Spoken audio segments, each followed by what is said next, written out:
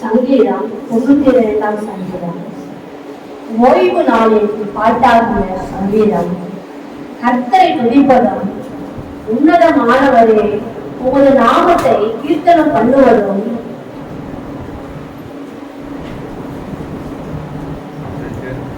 பத்து நரம்பு வீணையினாலும் தம்புரினாலும் தியானத்தோடு வாசிக்கும். காலையிலே உமது கிருபையும் இரவிலே உமது சத்தியத்தையும் அறிவிப்பதும் நலமாயிருக்கும். கர்த்தாவே, உமது செய்கைகளால் என்னை மகிழ்ச்சியாக்குவீர். உமது கரத்தில் கிரிய நிமித்தம் ஆனந்த சத்தம் இடுவேன். கர்த்தாவே, உமது கிரியைகள் எவ்வளவு மகத்துவமானவைகள், உமது யோசனைகள் மகா ஆழமானவைகள். குணமுள்ள மனுஷன் அதை அறியான், மூடன் அதை உணரான்.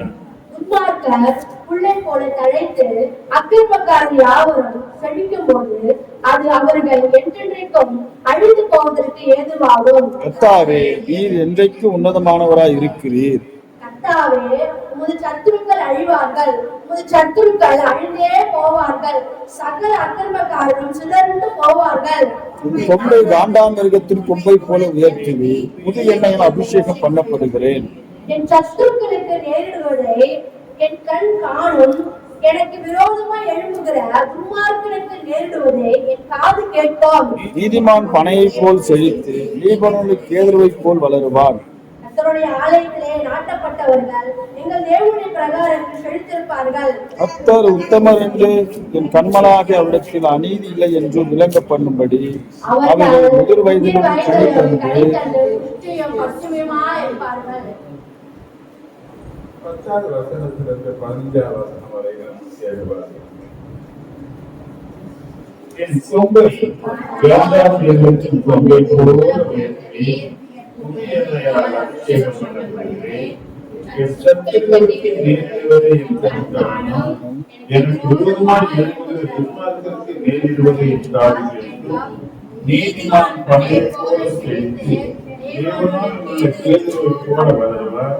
கர்த்தருடைய ஆலயத்திலே நாட்டப்பட்டவர்கள் தேவனுடைய பிரகாரத்தில் செழித்திருப்பார்கள். கர்த்தர் உத்தமர் என்றும் அவர்களுக்கு அநீதி இல்லை என்று விளங்கப்படும்படி அவர்கள் முதிர் வயதிலும் கனிதந்து சுற்றியும் பசுமையுமாயிருப்பார்.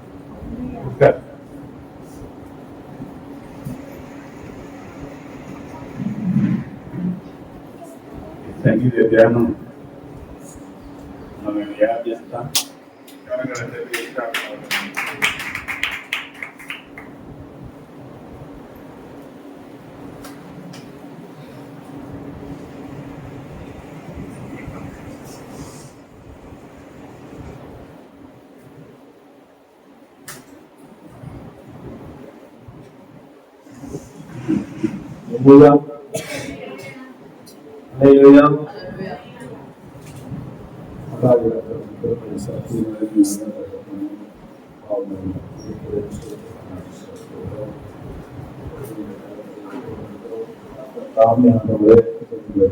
ஆசீர்வாதமாய் வருகிறார்.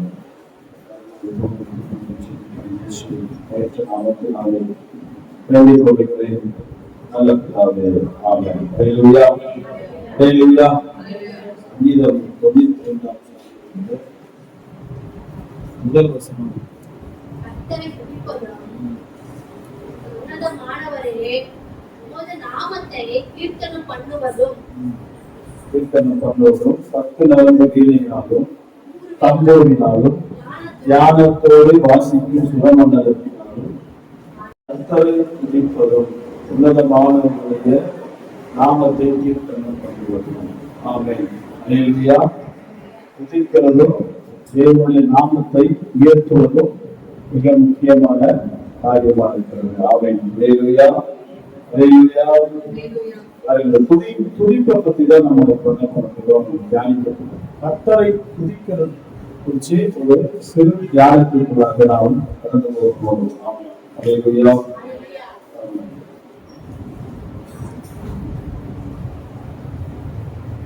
சங்கீதம் 36, சங்கீதம் 13 கர்த்தர் நமக்கு நன்மை செய்கிறார்.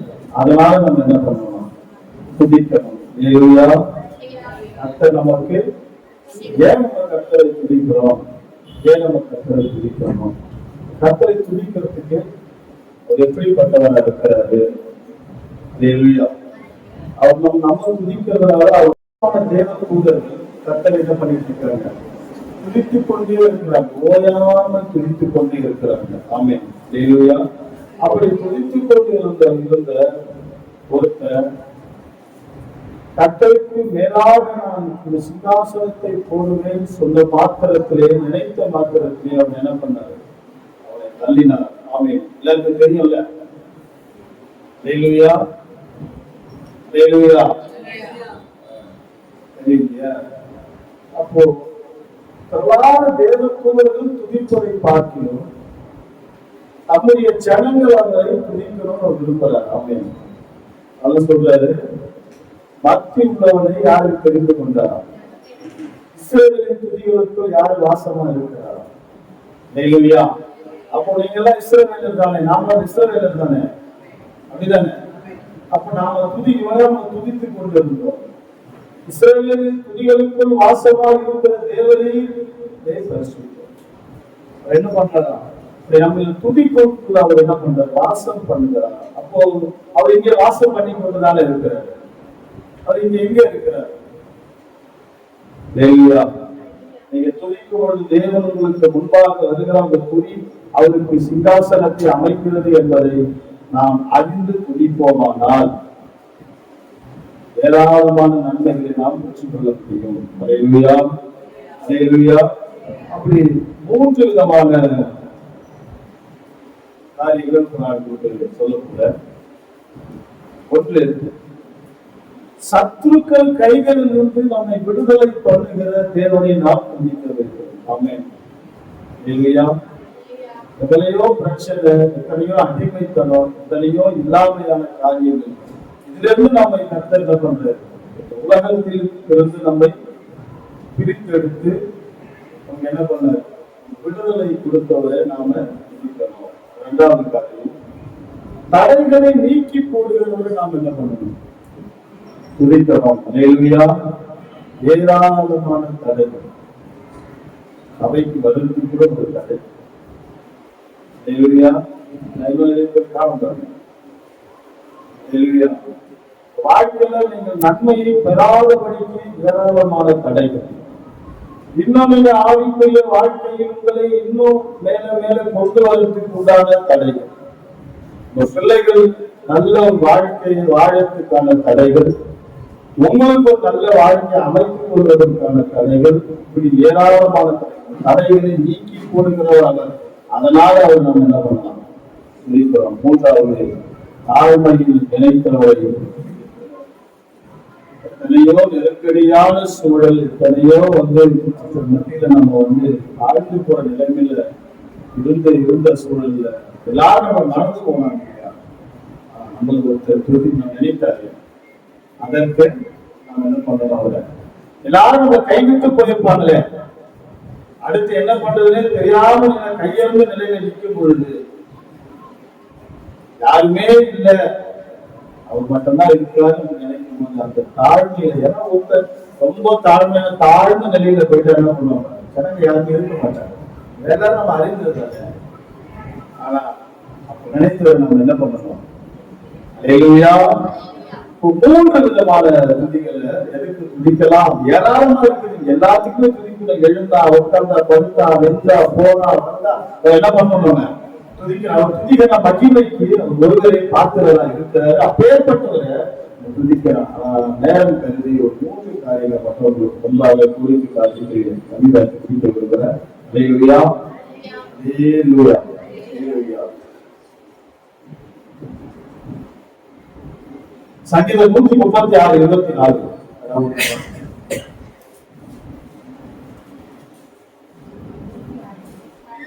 தேவனின் தீங்கள் அவர் கிருபை என்றும் உள்ளது. 136:24. நம்முடைய சத்துருக்களின் கையிலிருந்து நம்மை விடுதலை பண்ணினவரை துதியுங்கள். நம்முடைய சத்துருக்களின் கைகளிலிருந்து நம்மை விடுதலை பண்ணினவரை துதியுங்கள். எத்தனை சத்துருக்கள் மத்தியிலே நீங்க இருந்திருப்பீங்க? எவ்வளவோ வேலை ஸ்தலத்திலே ஆகட்டும், நம்ம சொந்தக்கார மத்தியிலே ஆகட்டும், நம்ம இருக்கிற பகுதியில் ஆகட்டும், எத்தனையோ காரியங்கள், எவ்வளவு சத்துருக்கள் நமக்கு இருந்திருப்பாங்க. பல நேரத்துல வந்து பார்த்தா இப்படி பண்றாங்களே அப்படின்னு நீங்க சிந்திச்ச காலம் உண்டாச்சு. இப்படி நமக்கு சத்துருவா எப்ப பார்த்தா நம்மளே வந்து காரணம் பண்ணி பண்றாங்களே அப்படின்னு நீங்க சிந்திச்ச காலம் ஒண்ணு இருந்திருக்கோம். ஆனா இன்னைக்கு பாத்தீங்கன்னா அன்று கண்டு எகிப்தியர் என்றுமே தாழ்ந்தது மாதிரி அந்த எகிப்தியர்கள் எதுவுமே காலம் போயிருப்பாங்களே. நீங்க எதுவுமே பண்ணிருக்க மாட்டீங்க, அமைதியா இருந்திருப்பீங்க, ஜெபிச்சிருப்பீங்க, அழுதிருப்பீங்க, புலம்பி இருப்பீங்க தேவ சமூகத்துல. ஆனா திடீர்னு நீங்க யோசிச்சு பாருங்க, உங்க வாழ்க்கைக்கு பின்னாடி யோசிச்சு பாருங்க, உங்க சத்ருவா இருந்த எத்தனையோ பேர் நீங்க இருப்பீங்க, அவங்க காணாம போயிருப்பாங்க. அல்லேலூயா, அல்லேலூயா. வாழ்க்கை நடந்திருக்காதெல்லாம். அப்ப இதெல்லாம் நினைத்து நினைத்து நீங்க என்ன பண்ணணும்? துதிக்கணும். அல்லேலூயா, அல்லேலூயா. யாத்ராகம் 8ஆம் அதிகாரம் 1ஆவது வசனம் பாருங்க.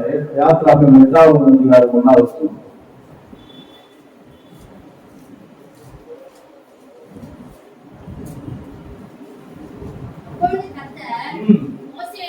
மோசேயை நோக்கி பார்வோனிடத்தில் போய் எனக்கு ஆராதனை செய்ய என் ஜனங்களை அனுப்பிவிடு. அல்லேலூயா.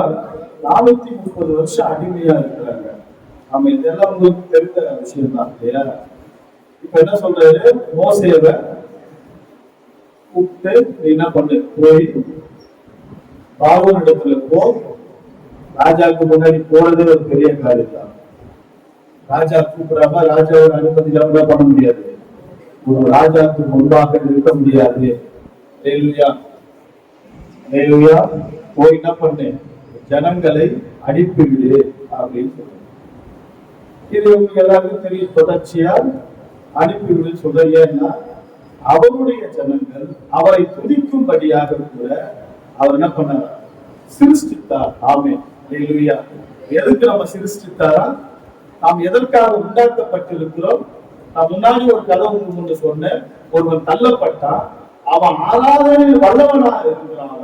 அவனை போல வந்து தேவனை ஆராதிச்சு மகிழ்விக்கிறவன் யாருமே இல்லைன்ற அந்த ஒரு தலைக்கணம் தான் என்ன பண்ணுச்சு, அவனை கீழே தாழ தள்ளிச்சு. அவனை வச்ச இடத்துல ஒரு மண்ணில இருந்து ஒருத்தர் எடுக்கிறது. மண்ணான மனுஷன்.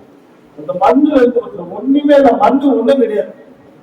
இந்த மண்ணுல இருந்து ஒருத்தரை எடுத்து தன்னுடைய சுவாசத்தை அவனுக்கு என்ன பண்ற கொடுத்து அவனுக்கு ஊட்டி அவனை உருவாக்கி, ஏன் அப்படின்னா அவன் இடத்தை நமக்கு கொடுத்து பிரதானமான ஒரு இடத்தை கொடுக்கும்படியாக யாரை உருவாக்கி இருக்கிறாரு. நீங்க ஏதாவது உருவாக்கப்பட்டிருக்கிறீங்க. உங்க பிள்ளைய வளர்க்க, உங்களுடைய பார்க்க, உங்க குடும்பத்தை பார்த்து, உங்க படிக்க போவது, அதுக்குள்ள பிரதானமான காரியம். அது வந்து ஒரு பார்ட் ஆஃப் லைஃப். நீங்க உருவாக்கப்பட்டதோட நோக்கம் கர்த்தரை என்ன பண்ணணும்? துதிக்கணும், அவரை ஆராதிக்கணும், அவரை உயர்த்தணும், அவரை மகிமைப்படுத்தணும். அதுக்காக தான் என்ன பண்ணிருக்கீங்க? யார் படைக்கப்பட்டிருக்கிறீங்க? ஆராதிக்கும்படியாக படைக்கப்பட்டவர்கள். அல்லேலூயா. உங்களுடைய படைப்பு ஏன் பிறந்த, நான் ஏன் பிறந்தேன், என்னை ஏன் பெத்த அப்படின்னு கேட்போம்ல. நம்ம பயத்துல கேட்போம், என்னையா பெத்த நீங்க கேட்போம்ல. அதுக்கு பதில் இருக்குது. நீங்கள் கர்த்தரை ஆராதிக்கும்படியாக நீங்கள் உண்டாக்கப்பட்டிருக்கிறீர்கள். அல்லேலூயா. நான் இங்க வந்து குறைஞ்சானா இல்லாம நல்லா இருக்கு. நீங்க ஏன் உயிரோடு இருக்கிறீங்களா? கர்த்தரை ஆராதிக்கும்படியாக தாட் பிரதானம். ரொம்ப ஒரு கேள்விக்கு பதில், என்னையா பெத்த, நான் ஏன் பிறந்தவன் எனக்கே தெரியல கேட்போம்ல. மனசு 1000 கேள்வி இருக்குல்ல. இப்போ அதுக்கு பதில் இல்லைங்க. நீங்கள் கர்த்தரை ஆராதிக்கும்படியாக நீங்கள் உண்டாக்கப்பட்டிருக்கிறீர்கள். அல்லேலூயா. உண்டாக்கப்பட்டது ஒரு நோக்கம், தேவனை ஆராதிக்கும். ஆமென், அல்லேலூயா. எவ்வளவு பேர் மகிழ்ச்சியா இருக்கு, எவ்வளவு பேர் புதுகரிக்கிறீங்க, எவ்வளவு பேர் சந்தோஷப்படுறீங்க. நீங்க சந்தோஷப்படணும், நீங்க மகிழ்ச்சியா இருக்கணும், நீங்க துள்ளி குதிக்கணும். ஏன் அப்படின்னா நீங்கள் உண்டாக்கப்பட்டது அவரை ஆராதிக்கும்படியாக. ஆமென், அல்லேலூயா, அல்லேலூயா. பாருங்க, அப்படிதான் பாருங்க. யாத்ராகமம் 15ஆம் அதிகாரத்துல இருந்து 21ஆவது வசனம் வரைக்கும் நீங்க வந்து குறிச்சு வச்சுக்கோங்க. அடிமைத்தனத்துல இருந்தவங்க மீட்டு கொண்டு வர நீங்க இருந்து கேட்ட நிகழ்வு தான் இதெல்லாம். கொண்டு வராரு, பார்வோன் மீண்டும் கொடுக்க அனுப்ப மாட்டேன்றா, மறுபடியும் என்ன பண்றாரு, மறுபடியும் வந்து அனுப்புறாரு. அது நிறைய விஷயங்கள் அங்க அற்புதங்கள் அடையாளங்களை செய்யறாரு, தொடர்ச்சியா என்ன பண்றாரு. அதுக்கப்புறமா அப்படியே வராங்க, பின்தொடர்ந்து வராங்க, மொத்த பேரையும் போட்டு முன்னாடி என்னடா இது பின்தொடர்ந்து வராங்க, நான் அங்க சவக்குழியிலன்னு சொல்லி இங்க சவக்குழியில போட்டு அமுத்த வந்தாரா, கூட்டு வந்தியா, ஏராளமான கேள்விகள் எல்லாம் பண்ணிட்டே இருக்கணும், இருந்துகிட்டே இருக்கு. ஆனா அதுக்கெல்லாம் ஒரே பதில் தான், நாடி வந்த பார்வோன் மொத்த பேரையும் மொத்தமா பிடிக்கிறது. அவர் மிச்சம் வைக்கிறது கிடையாது, அங்க கொஞ்சம் இங்க கொஞ்சம் எல்லாம் கிடையாது, மொத்தமா பிடிக்கிறது. ஹல்லேலூயா சொல்லுங்க. உங்களுக்கு சத்துருக்கள் என்ன பண்ணுவாரு, அங்கே மிச்சம் என்ன பண்ணுவாரு, மொத்தமா முடிப்பாரு.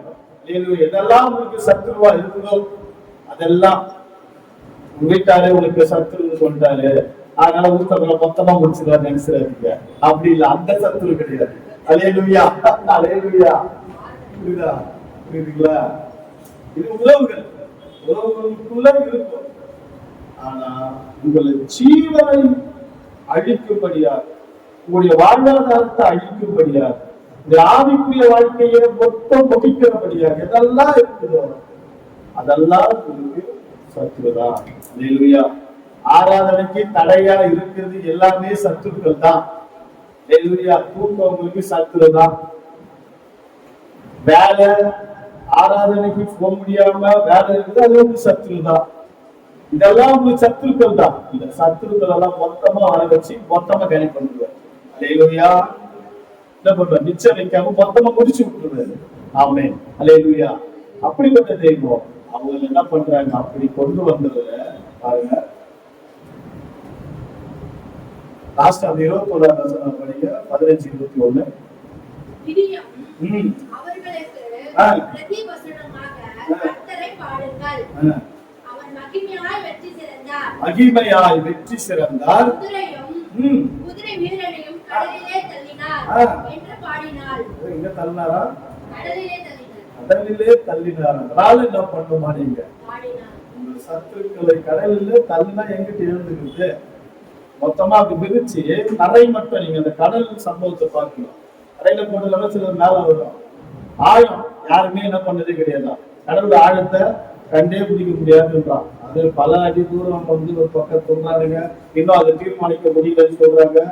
அது அவருடைய அனந்த ஞானத்தை எவனாலும் என்ன பண்ணவே முடியாது, அளக்கவே முடியாது. தர தெரியுதான். அப்ப எவ்வளவு ஆழமா இருந்திருக்கும், அந்த ஆழத்துல போட்டு மொத்தத்தை என்ன பண்றாரு, குடிச்சுட்டாரா. அவர் மகிமையா வெற்றி சிறந்தார். யாரு வெற்றி சிறந்தார்? அவர் வெற்றி சிறந்தார். இவங்க மோசையை வெற்றி சிறந்தார். இவங்களுக்கு கூட்டு வந்தாரு, மோசை கட்டளை எடுத்தாரு. மோசை என்ன பண்றாரு, ஐயா என்ன அனுப்புறாரு, ஒரு வேலையை முடிச்சு எல்லாரும் என்னதானே பாராட்டுறீங்க, அங்க இருந்து அங்க என்னதானே தெரியும், ஏன் பின்னாடி அவர் தான் யாருக்கு தெரியும், ஏன்னா அதுதான் நம்பவே இல்லையே.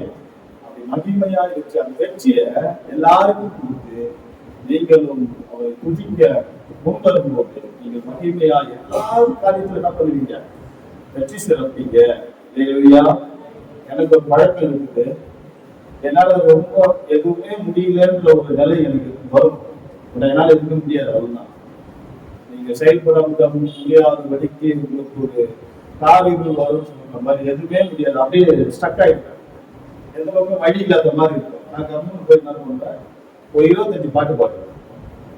அது கணக்கு 25 பாட்டு, அது குறைந்தபட்சமா பாடுவேன். பாடி முடிச்சு எழுந்து வருவேன், திறக்காததான் காரணம். அது வரைக்கும் எதுவுமே முடியாது. சிந்தனையில இருந்த கட்டுக்கிட்டு எல்லாம் உடையாது. படிக்கவே முடியலையா, வேலை செய்ய நிக்க முடியலையா, குடும்பத்துல பல பிரச்சனைகள் எப்படா தீர்க்குறதுன்னு தெரியலையா, ஒன்னும் பண்ணுவோம். கர்த்தர் கருத்துல ஒப்பு கொடுத்து துதிக்க ஆரம்பிக்க நீங்கள் மகிமையாய் வெற்றி சிறப்பீர்கள். வெற்றி பெறுவதற்கு ஒரு வழி, வாழ்க்கையில் வெற்றி பெறணும்ல, வெற்றி பெறுவதற்கு ஒரு வழி என்னன்னா கர்த்தரை துதிப்பதுதான். இரண்டாவது தடைகளையும் நீக்க துதிக்க வேண்டும். சங்கீதம் 16:7.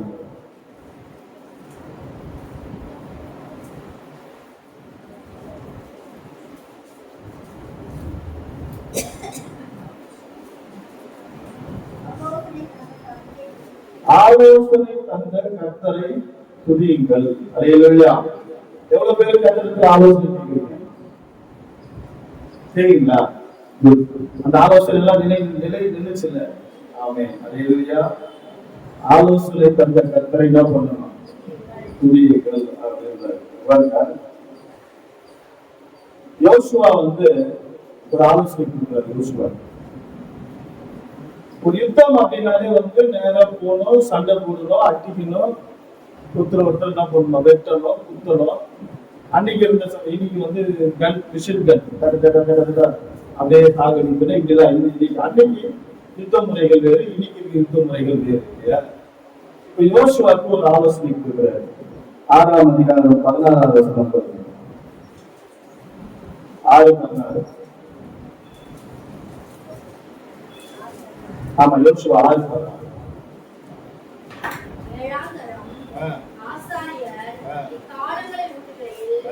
யோசுவா ஜனங்களை நோக்கி, ஆர்ப்பரியுங்கள், பட்டணத்தை கர்த்தர் உங்களுக்கு ஒப்புக் கொடுத்தார். அல்லேலூயா. ஆர்ப்பரியுங்கள், என்ன பண்ணணும்? பட்டணத்தை கர்த்தர் உங்களுக்கு ஒப்புக் கொடுத்தார். அதுக்கு முன்னாடி இருக்கிற இந்த சம்பவம் என்ன அப்படின்னா, எரிகோ, நீங்க சொல்லுங்க எரிகோ ஜெபம் பண்ணிட்டு இது எரிகோ ஜெபம் அப்படின்னு சொல்லுவாங்க. கேள்விப்பட்டிருக்கோம்ல, கேள்விப்பட்டிருக்கோம் இல்லையா? எரிகோ ஜெபம் கேள்விப்பட்டிருக்கீங்களா? தட்டி எடுத்துங்க. ஹலோ, அல்லேலூயா. எரிகோ ஜெபம் கேள்விப்பட்டிருக்கீங்களா? தடைகளை பெரிய அந்த எரிகோ அந்த சுவர் பாத்தீங்கன்னா 2 யானை இப்படி அப்படியே நடக்கலாமா? இந்த சுவர் எப்படி இருக்குமா? சுவர் இடித்து விழுந்தது அப்படின்னு சொல்றாங்க இல்லையா? சுவர் நம்ம ஒட்டக்கல் செவரு நினைச்சிடாதீங்க. அந்த செவரு எப்படின்னா 2 யானை இப்படி போக முடியும், அப்படி வர முடியும். ஒரு யானை இப்படி போகுமா, ஒரு யானை இப்படி வருமா? அப்ப அந்த செவரு அகலம் எவ்வளவு பெருசு இருந்திருக்கும்? இதை போல டபுள் மடங்கு இருக்கும் அந்த அகலத்துல. இப்ப அந்த செவரு நீங்க என்ன பண்ணாலும் உடைக்கவே முடியாது. அந்த மதில் செவரு நீங்க எவ்வளவு பண்ணாலும் இப்போ வெடிக்குண்டு வச்சு நகர்த்துதான் முயற்சி பண்ணலாம். ஆனா அன்னைக்கு காலகட்டம் அப்படி கிடையாது. அது ஈட்டி கம்பு வச்சு எல்லாம் போன கடப்பாறை வச்சு இடிக்க முடியாது. இப்ப போக முடியாது. பட்டணத்தை சுதந்திரிக்கணும். இப்ப என்ன சொல்றாரு? ஒரு ஆலோசனை கொடுக்குறாரு. என்ன பண்ணுங்க? 1 யோசுவா 6ஆம் அதிகாரம் 1-14 வரைக்கும் பாத்தீங்கன்னா படிக்கணும் இருக்கு. பல யோசனைகளை அவர் என்ன பண்றாரு? யோசனையை கொடுக்கிறாரு. நீங்க என்ன பண்ணுங்க? 7 தடவை சுத்தி வாங்க, அமைதியா வாங்க, பட்டணத்துல பேசக்கூடாது. அல்லேலூயா. தனியா ஒரு செய்தி ஐயா கொடுத்திருந்தாரு ஒரு நாளைக்கு முன்னாடி. தேவ ஜனங்கள் எப்படி இந்த மாதிரி காரியத்தை எப்படி இருக்கணும் அப்படின்னு சொல்லி வாய் சம்பந்தப்பட்ட விஷயத்துக்கு தான் இந்த ஒரு செய்தி கொடுத்திருந்தாரு. வாய்ப்பு கிடைச்சா நான் அதையும் சேர்த்து சொல்லிவிட்டாங்க. அல்லேலூயா. இதை நீங்க பொறுமையா என்ன பண்ணுங்க? 7 தடவை சுற்றி வாங்க. 7ஆவது தடவை என்ன பண்ணுங்க? கையில வச்சுருங்க, ஆலயத்துல போடுங்க. அதுக்கு என்ன பண்ணுங்க? பூரிகையை போடுங்க. அப்ப என்ன பண்ணுங்க? ஆர்ப்பரிங்க. அப்போது என்ன பண்ணுங்க? பட்டணத்தை உங்களுக்கு சுதந்திரிக்கும்படியா சொல்றாங்க. இப்ப எரிகோ போன்ற ஒரு பெரிய தடை வாழ்க்கையில இருக்குன்னா எனக்கு திடீர்னு சில பிரச்சனைகள் வருவாங்க. தடையா இருக்க ஒன்றும் பண்ணாங்க. நேரம் போக உட்காரு, ஒன்னொரு கூட ஒரு பிரச்சனை அப்படிதான் உட்காருவர், குழந்தைகள் போடுவர், இடிக்க ஆரம்பிச்சிருவேன். நான் மாட்டு பாட்டு பாட ஆரம்பித்தா அதுதான் அப்படியே போகும். ஒரு 2 மணி நேரம், 1.5 மணி நேரம், ஒரு 3 மணி நேரமாவது குறைந்தபட்சம் ஒரு 1.5 மணி நேரமாவது என்ன பண்ணும். அது நான் வேலைக்கு சில இடமா இருக்கலாம், வீடா இருக்கலாம், எங்க நினைக்கிறோமா துதிக்க எதெல்லாம் நமக்கு பிரச்சனை நினைச்சு, எதெல்லாம் நமக்கு தடை நினைச்சோம், அந்த தடையெல்லாம் கத்த உடைக்க வல்லமை உள்ளவர்களுக்கு. அப்படி தடைகளை நீக்கி போடுகிறவர் நாம் என்ன பண்ணணும்? ஆலோசனை. எத்தனையோ காரியம், எவ்வளவு பெரிய யுத்தம், எவ்வளவு ரத்தம், எவ்வளவு பிரச்சனைகள் இருக்குது. ஒரு யுத்தத்தை நடத்தணும். ஒரு யுத்தம் நடத்துறது சாதாரண காரியம் கிடையாது. அந்த யுத்தத்தை நடத்தக்கூடிய அந்த சூழல ரொம்ப லாபகமா என்ன பண்றாரு, ஒரு ஆலோசனை கொடுக்குற அந்த ஆலோசனை அவன் நடக்கிறான், எப்படின்னு விசுவாசிக்கிறான். அது பிரகாரம் எல்லாம் நடக்கும்போது ரொம்ப ஈஸியா அவனுக்கு முன்னாடி இந்த தடை என்ன பண்ணுது, பொட்டன்சி அந்த சத்து அந்த பதனத்திற்கு என்ன பண்றாங்க, சுதந்திரத்துக்கு கொள்ளுறாங்க. அப்படி நமக்கு ஆலோசனை தந்துடுறது, அந்த தடைகளை நீக்கி போடுகிறது. வாழ்க்கையில் எவ்வளவு தடைகள் இருக்குல்ல, திருமண தடைகளா இருக்கலாம், கூட எதிர்கால தடைகளா இருக்கலாம், உங்களுக்கு மேற்கொண்டு படிக்க முடியாதபடிக்கு கல்விக்குண்டான தடைகளா இருக்கலாம், புண்ணியத்துல தடைகளா இருக்கலாம், எத்தனையோ தடைகள் வாழ்க்கையில் இருக்கு. அந்த தடைகளெல்லாம் நீக்கி கொடுக்கிறது ஒருவர் இருக்காரு. நீங்க துடிக்கும் போது அவர் ஒரு ஆலோசனை கொடுப்பாரு. அந்த ஆலோசனை பிரகாரம் விசுவாசத்தில் நடக்கும்போது என்ன நடக்கும், அந்த தடைகளை நீக்கி போடுவதற்கு முன்பாக நடந்து போவார். தடைகளை நீக்கி போட்டு நாம் என்ன பண்ண துதிக்கிறோம். மூன்றாவது காரியம், தாழ்வு நினைத்தவரை துதிக்கிறோம். சங்கீதம் 136, 23 பாருங்க. சங்கீதம் 136, 23 வேகமா பாருங்க. தாழ்வில் நம்மை நினைத்தவரை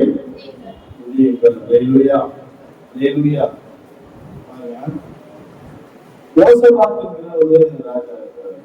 2 20வது அதிகாரம் 1-22 வசனம் இந்த சம்பவம் பத்தி நீங்க வாசிக்க.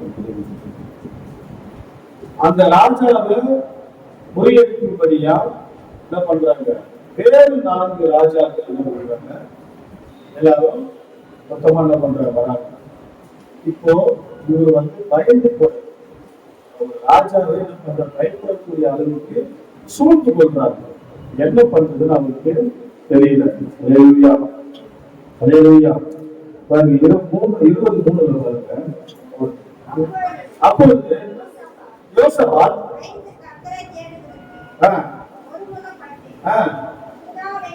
பயந்து கர்த்தரை தேடுவதற்கு என்ன பண்றாரா, வாசிமா என்ன பண்றாங்க, ராஜாவே பயந்துறாங்க. நம்ம ஏமாத்துறோம், பயம் இல்லையா உங்களுக்கு, எவ்வளவு பயம் இருக்கு இருக்குதா இல்லையா, ஜெயிக்குமா பயந்துதா இல்லையா, கிடைக்குமா கிடைக்காதுன்ற பயம் இல்லையா, பயம் இல்லையா, எவ்வளவு பயம் இருக்குது. ராஜாவே பயப்படுறாரு, ராஜா கிட்ட எல்லாமே இருக்குது. அப்போ நம்ம ஏமாத்தலாம், ராஜாவை பயந்துட்டாராம். ஹல்லேலூயா. இப்ப என்ன பண்றாரு, உபவாச நாட்களை கூட்டுகிறாரா. ஆமென். ஹல்லேலூயா. அடுத்து பாருங்க,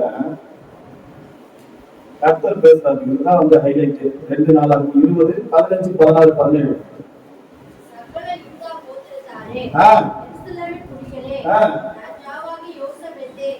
ராஜாவாகிய யோசபாத்தே கேளுங்கள். யார் பேசுறது, கர்த்தர் பேசுறார். சொல்லுங்க, நீங்கள்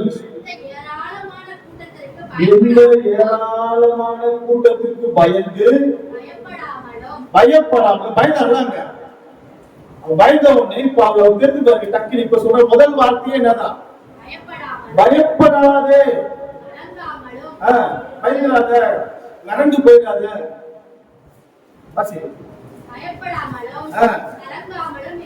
இருங்கள். இந்த யுத்தம் உங்களுடையது அல்ல அப்படின்னு, இது உங்களுடையது அல்ல. நீங்க பயந்த காரியங்கள் எல்லாம் உங்களுடையது இல்லை.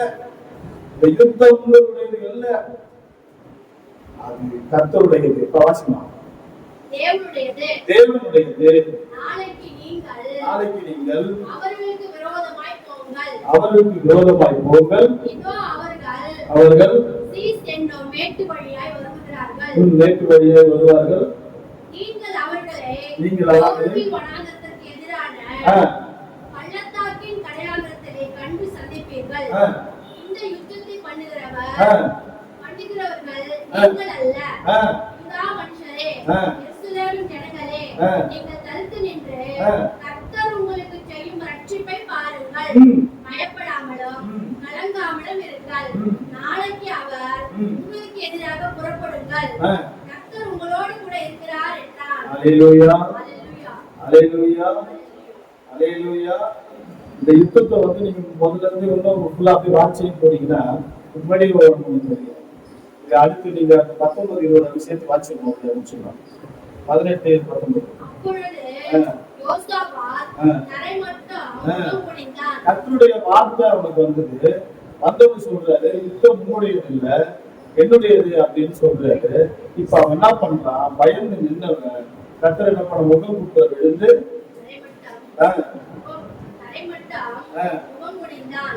சகல யூதா கோத்திரத்தாரும் எருசலேமின் குடிகளும் கர்த்தரை பணிந்து கொள்ள கர்த்தருக்கு முன்பாக தாழ விழுந்தார்கள்.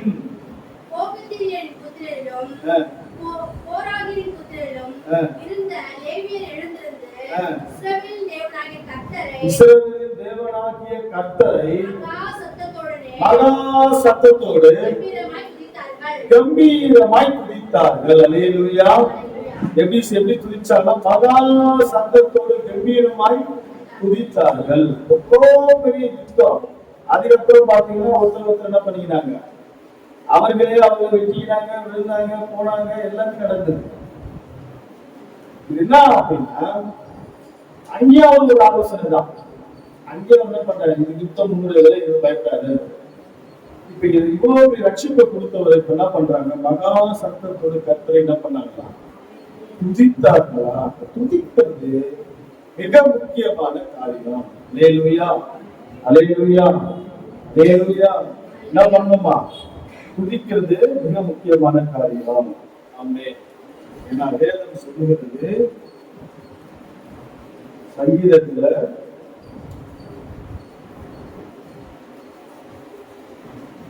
156 சங்கீதம் பாருங்க. சுவாசம் உள்ள யாவும் கர்த்தரை என்ன பண்ணோம், துதிக்கும். அல்லேலூயா. சுவாசம் உள்ள யாவும் படிங்க.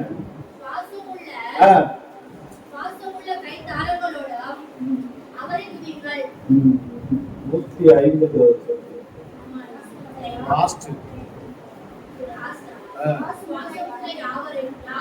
சுவாசம் உள்ள யாவும் கர்த்தரை துதிப்பதாக. அப்படின்னா என்ன அர்த்தம் தெரியுமா?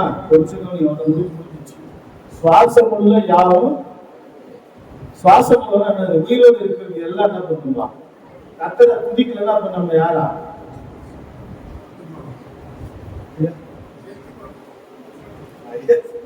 ஐயா தெரியும், உங்களுக்கு அப்படி தெரியும்ல. கர்த்தரை துதிக்கலன்னா என்னதான், யார் தான்? செத்து பொண்ணு சொல்றத விட இன்னொன்னு சொல்றது நல்லா இருக்கு. போனோம் என்னதான் உயிரற்ற நிலை. வாழ்க்கையில என்ன பண்ணாது, உயிரா இருந்தாலும் உயிரற்றவர்களா இருக்கும் நம்ம. அப்ப நமக்கு உயிர் என்னதானா, கர்த்தரை துதிக்கிறது தான் நமக்கு நமக்குள்ள ஓடுற உயிர், சுவாசம். சுவாசம் உள்ள யாவும் கர்த்தரை என்ன பண்ணுமா, துதிக்குமா. அல்லேலூயா, அல்லேலூயா, அல்லேலூயா. சுவாசம் உள்ள யாவும் என்ன பண்ணுமா. அதுல சங்கீதம் 115:7 115:7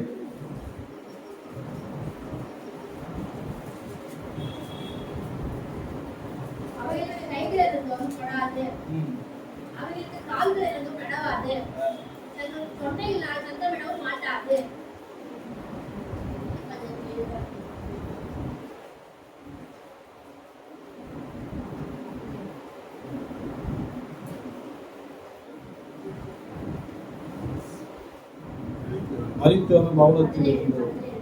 மரித்தவர்களும் மௌனத்தில் இருக்கிற அனைவரும் கர்த்தரை துதியார்கள்.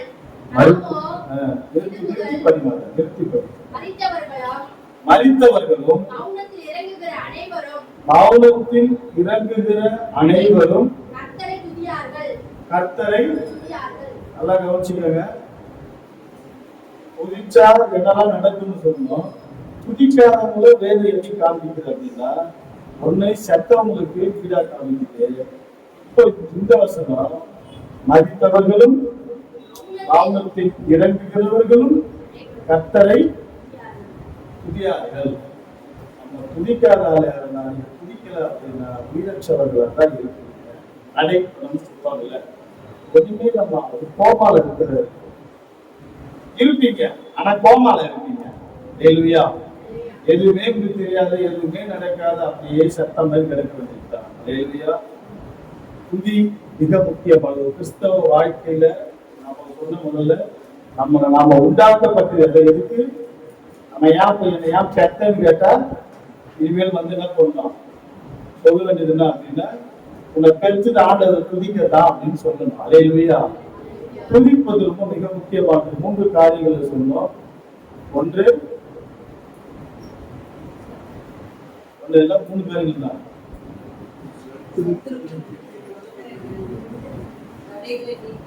ரெண்டாவது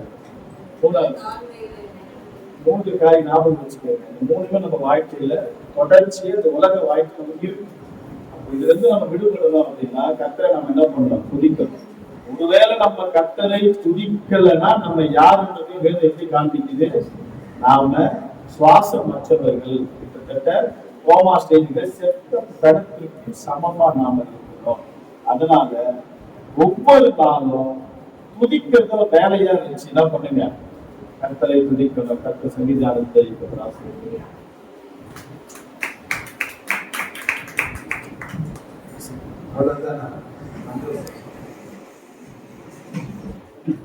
உற்சாகமாக கைத்தட்டலாம்.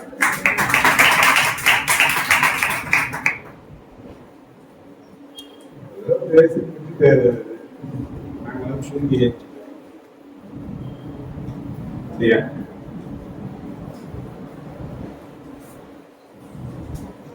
கர்த்தரை துதியுங்கள். நல்லவர் கிருபை. ஏன் துதிக்கணும் அப்படின்னு சொல்லிட்டு நிறைய காரியங்கள் இருந்தாலும் 3 காரியத்தை அவர் பரிசுத்த ஆவியானவர் கொண்டு வந்த 3 காரியத்தை யாராவது ஏன் சொல்லுங்க பார்க்கலாம். 3 காரியத்தை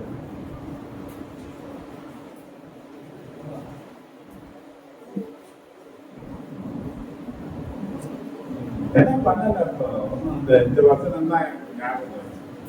மத்திய 13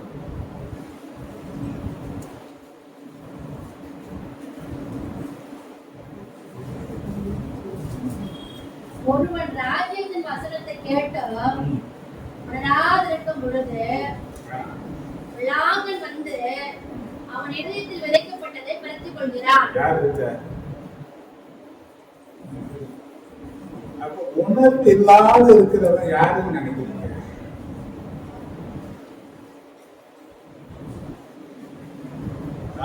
காது துப்புனா கூட அவங்க யாரு நினைக்கிறீங்க? ஒவ்வொரு புகழ்ந்தா கூட சைலண்டாவே யாரு நினைக்கிறீங்க?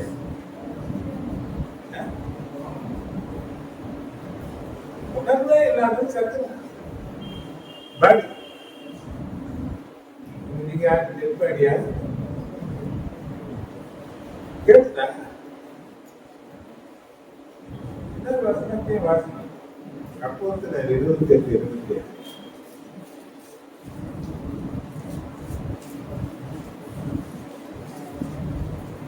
எத்தி வாசிக்கின்ற இவர்கள் கண்களினால் காணாமலும்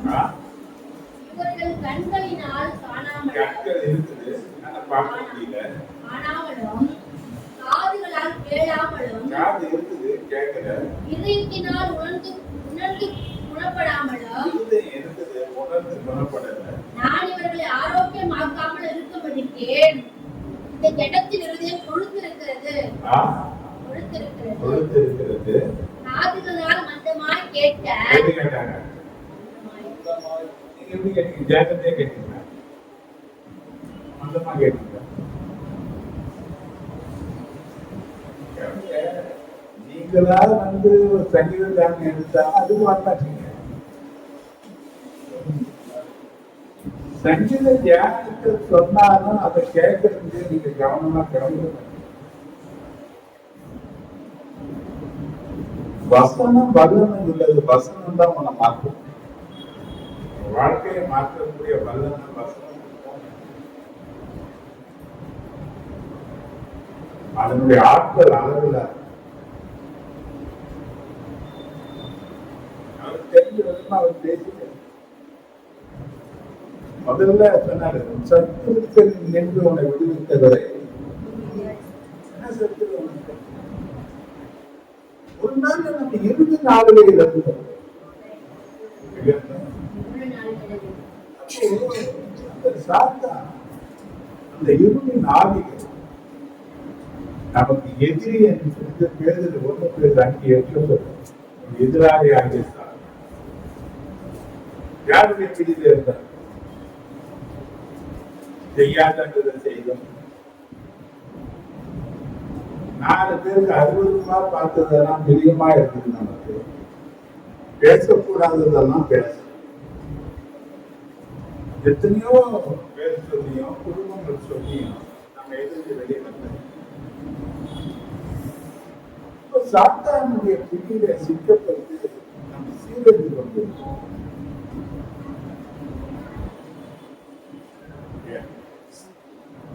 அவரு துதிக்கிறது மட்டும் அவங்க எதிரிகளை சொன்னாரு.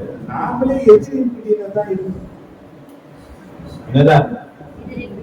அது அழகத்துல 2:1 பார்த்தீங்கன்னா, அக்கிரமங்களினால பாவங்கள் சேர்த்து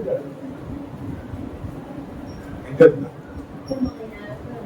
செத்து போனவங்களா இருக்கும். நம்ம என்ன பண்ணி வைக்கிறாங்கன்னா, உயிரோடு இருக்கிறவங்க பெயரோடு வச்சு செத்த நிலையில நம்ம நம்முடைய வாழ்க்கையே செத்தவங்க நாட்டம். 4 பேர் நம்முடைய பேரை சொன்னாங்க, நம்முடைய பேரை வச்சு நறுமணமா யோசிக்கிறாங்க, நாசமா இருக்கு. ஆனா அந்த சத்துருவின் பிடியிலிருந்து உன்னையும்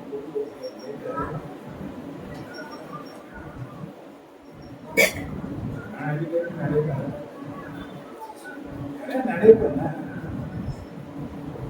கர்த்தனை வீட்டு எடுக்கலன்னா ஏன்னா நம்ம பிளாட்பார்க் போட்டாங்க. எனக்கு நிறைய பிரச்சனை இருந்தாங்க.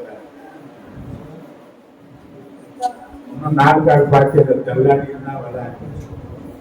இன்னும் இந்த தெருவில் தான் நிற்கிறாங்க. இன்னும் இந்த டீ கடையாடலாம் உட்கார்ந்து கிடக்குறாங்க. இன்னைக்கு யார் இருந்தாலும் போனாலும் ஏதாவது ஒரு முக்கிய இருக்கிற நிலையில இருக்குதான் இருக்கிறேன். ஒருவேளை நான் ரசிக்கப்படலைன்னா அந்த கூட்டத்தில் நான் வந்தாங்க. சத்திரனை எப்படி இருக்க வைக்கானா நல்லா வாழ விட்டது. ஒரு கேவலமான அருவருக்கத்தக்க ஒரு வாழ்க்கையில எனக்கு சக்தி.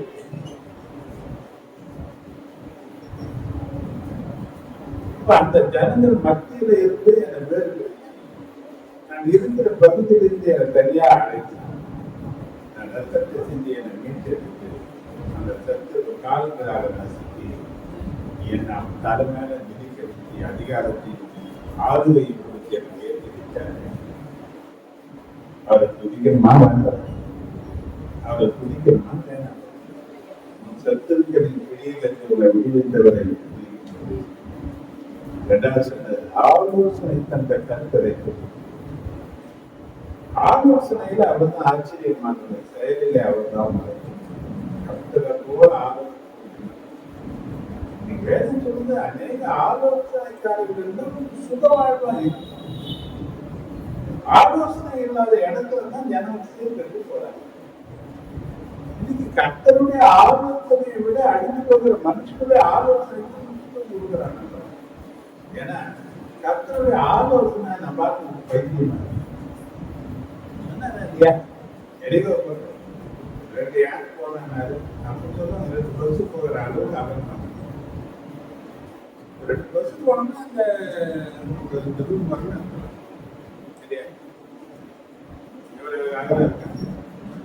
இதை விட இந்த கோட்டையை எடுத்து உடைச்சு எப்படி உடைச்சு இது உடைச்சதான் உள்ள போகும். எடுத்து உடைக்கிறது என்ன ஆலோசனை யார் கொடுத்தாங்க? அவர் சொன்னார், இன்னைக்கு இருக்கிற மாதிரி டெக்னாலஜி அன்னைக்கு கிடையாது. இன்னைக்கு நிறைய குண்டு வச்சு பெரிய பெரிய மீட்டிங் எல்லாம் போய் நோட்டி போடுறது தவிர்த்தாங்க. அன்னைக்கு எல்லாம் இருக்குதெல்லாம் கலந்து கட்டை கம்பு கட்டி பில்லு தான். எத்தனை பில்லுகள் அடிக்கிறது அந்த கோட்டை மதில உடைக்கிறது? அதுல விடுமா? அந்த எரிகோ கடந்தாதான் காணாம போக முடியும். என்ன பண்ணலாம்?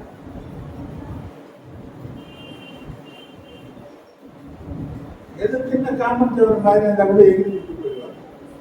ஆனா எப்படியாப்பட்ட மதிப்பு எத்தனை யானைகள் இருக்கு அந்த என்ன பண்ணாரு அந்த மதில் அசைக்க முடியும் இல்லையா? எப்படி அசைச்சார் ஆண்டவர்? பேச்சு நம்ம தான் இருக்கு. அவர் சங்கீத தியானத்தை கொஞ்சம் கலக்குற அவர் சொன்னது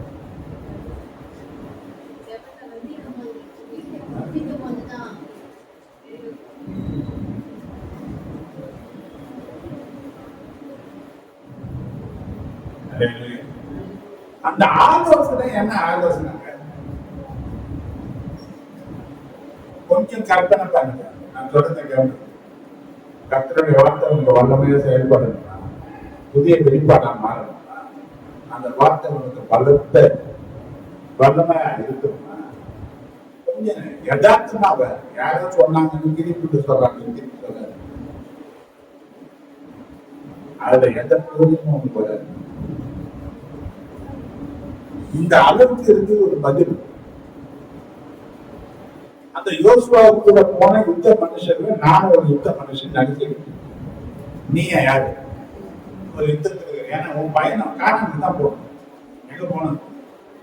இப்போ ஒரு தலை அந்த தலை எரியும். இந்த எரிவ தானா தான் என்ன பண்ணலாம்? எவ்வளவு தலையில தாண்டி வந்துட்ட. இப்போ ஒரு தலை நிற்குது. இந்த தலையை தாண்டி போகணும். இந்த எரிகோவை எப்படி கொடுத்து எப்படி தாண்டி போ?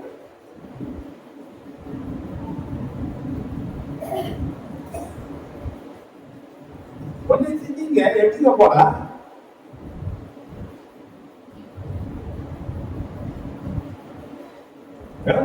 இப்ப நாம ஒரு பிரச்சனை, ஒரு கஷ்டம், ஒரு நெருக்கம், இது ஒரு மச்சு போல நம்ம ஒரு எரிகோ போல இதை தாண்டி போயிடுவோம்.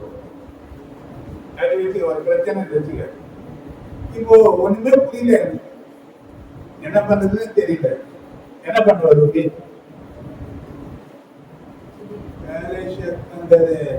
இதெல்லாம் வேலைக்காக யதார்த்தமா நெஜத்துல நீ என்ன பண்ணுவ?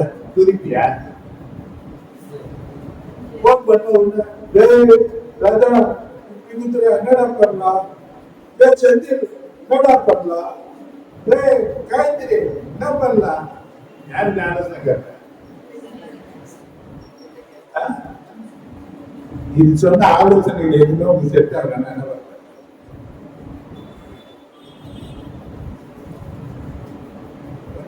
நல்ல செஞ்சு புத்திகரம் நல்ல மனசுல கொண்டு வரும். இப்ப இவனுக்கு அப்படித்தான் ஒரு நல்ல எப்படி போனோம்? ஒரு படையை கடந்து போகணும். எல்லாம் எங்கதான் போனோம்னா அந்த காணாமத்துக்கு தான் போகணும். இது எங்க நிக்குது? ஒரு ஆலோசனையை ஆண்டவர்த்தாரு என்ன சொல்ற? எவ்வளவு பெரிய பதில் இல்லையா? அந்த ஊர் அதுக்குள்ள சுத்திதான் அல்வனம் பதில். அதை தாண்டினா தான் என்ன பண்ண முடியும்? பதில தாண்டினா தான். இப்ப அதை சுத்தி வாங்க ஒரு தடவை வந்தா 7 நாள் 7 தடவை 7 வாட்டி என்ன பண்ண? இது சொன்ன நீ கேட்பியா? வேலையை பார்த்து எப்படி காட்டு பண்ண? சுத்தி சுத்தி சுத்தி சுத்தி வாங்க. இதெல்லாம் நடுக்கிறவன் சுத்தி வந்து அது உடம்பு ஏதாவது உருப்படியா ஒரு ஐடியா சொல்லுது கேட்ட கொஞ்சம் சிந்தியா? நாம என்னைக்குதான் கேட்டு இருக்க சொல்லுங்க. கேட்டு இருந்தா எப்படி காணொலிக்குள்ள உட்காந்து வனாந்தரத்துலேயே சுத்தி கிடக்கு. நிறைய காரியம் எங்கதான் இருக்கு அது வனாந்தரத்துல கத்தரை துதி போட்டு எங்கதான் இருக்கு? காணானுக்கு வந்த பாட எங்கதான் இருக்கிற? அது கூட எப்படி சுத்தணுமா? ஒருத்த கூட பேசக்கூடாது. நம்மளால இருக்க முடியாது. பேசாத என்ன பண்ண முடியாது. சோறு சாப்பிடாதவன இருக்க முடியுமே தவிர நோடு ஆட அப்படின்னா என்ன பண்ண முடியாது. ஏன்னா ஆராதனை வேலையிலே அடுத்த சீர்லன்னா எனக்கு ஆராதனை செய்த மாதிரியே இருக்கு. எப்பேற்பட்ட ஆளுங்க நானே முடிக்கிறேன். அப்ப ஆண்டவர் கொடுத்த ஆலோசனை ஒவ்வொரு நாளும் சுற்றி வரணும். ஒருத்த கூட பேசக்கூடாது. எத்தனை பேர் இருக்கிறாங்க? இது ஈஸியா கஷ்டம், ரொம்ப கஷ்டம், ரொம்ப கஷ்டம். 7வது நாள் 7 நாள் சுற்றி வரணும். எப்படி வந்திருப்பாங்க? பேசாம எப்படி இருந்திருப்பாங்க? அந்த 7 நாள் கொஞ்சம் யோசனை பண்ணி பாருங்க. 7வது நாள் பாருங்க. அப்ப ஆர்ப்பரிக்கிறான்னா முழு வேகத்தையும் செயல்படுத்தி என்ன பண்ணணும்?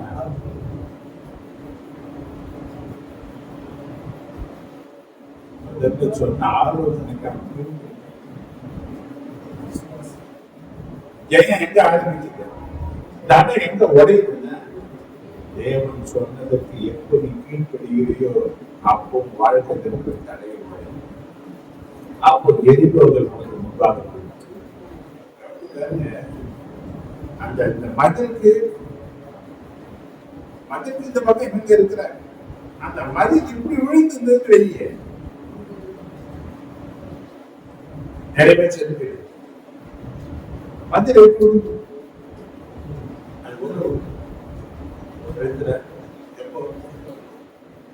அப்போ ஆலோசனை எல்லாவற்றுக்கும் நமக்கு தேவையான ஆலோசனை. ஒரு திருமண காரியம் இது வாழ்நாள் முழுவதுமாக வாழக்கூடிய ஒரு காரியம். மரணம் தான் இந்த உறவு பிரிக்கிறது. இதுதான் மரணம் தான் இந்த திருமண உறவை பிரிக்க. 2வது ஒரு விபச்சாரியா இருந்தான்னா அந்த திருமண பந்தம் ஆண்டவர் அதுக்காக வேற எந்த ஒரு காரியத்துக்கும் என்ன கிடையாது. கணவன் மனைவி பிரியவே கூடாது. அதை பிரிஞ்சு போற நிலையில இருந்தீங்கன்னா நீ கல்யாணமா பண்ணிக்க கூடாது. இது ஒரு முக்கியமானதுன்னு சொல்றாரு, பரிசுத்தமானதுன்னு சொல்றாரு, புனிதமானதுன்னு சொல்றாரு. இந்த உறவு எப்படியா? அப்போ நீடித்து இருக்கிறதும் வாழ்நாள் முழுவதுமாக நடத்தி வர்றதும் அந்த திருமண உறவை இப்ப தெரிஞ்சுக்கிட்டு யாருடைய ஆலோசனை கேட்க? யார் சொல்றத கேட்கிற? ஒரு திருமணத்தை இணைச்சிக்கிறது கத்த சொல்றத கேட்கிறான். அவன் சொல்றாங்க, பையன் கை நிறைய சம்பாதிக்கிறான், 2 ஊர் வச்சிருக்கிறான், 4 பொண்ணுங்களை வச்சிருப்பான், தனித்தனியா வசதி இருக்கு, வாழ்க்கை இருக்கு. அவன் என்ன பண்றான்? அவன் எப்படி வேணும் நடந்துக்கிறதுக்கு அவன் என்ன பண்றான்? செயல்படுறான். அங்க போய் கல்யாணம் பண்ண போனா என்னை விட்டுட்டாச்சு, என்ன அப்படி பண்ணான், நான் என் கூட வாழவே முடியாது. கல்யாணம் ஆன 2வது நாள் எப்படி சொன்னான்? அப்போ இதெல்லாம் ஒரு ஆலோசனை கொடுத்தாங்க. நீ நல்லா இருக்க, வாழ்வ, போவ, வருவ, அவன் இப்படி வசதி இருக்குது, இவ்வளவு நடந்தது, இவ்வளவு சொல்லுது, ராணி மாதிரி இருக்கிறது அமைச்சாங்க. அந்த ஆலோசனைகள்லாம் என்ன இருக்கு? கர்த்தர் எனக்கு ஆலோசனை செய்யலாமா வேணாம் எனக்கு தெரியாது.